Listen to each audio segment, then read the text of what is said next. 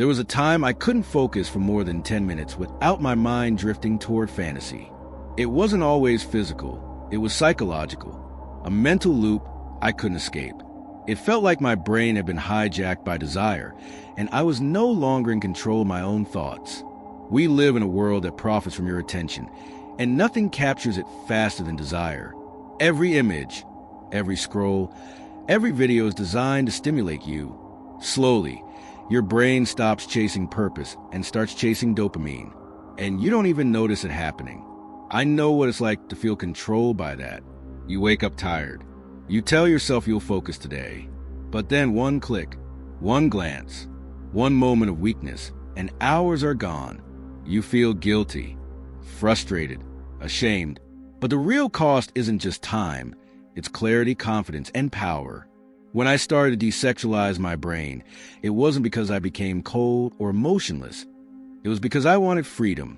Freedom from compulsive thoughts. Freedom to choose where my energy goes. And Stoicism gave me that framework. Marcus Aurelius once wrote, "You have power over your mind, not outside events. Realize this, and you'll find strength."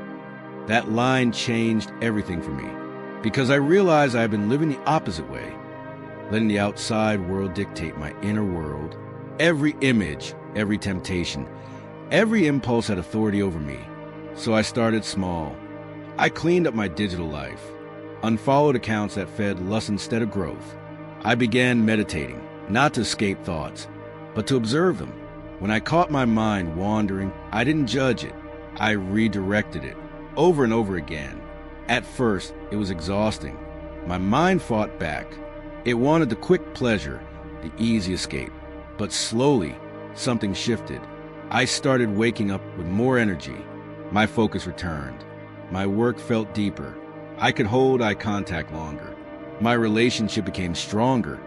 Not because I stopped feeling attraction, but because I learned to control it instead of being controlled by it.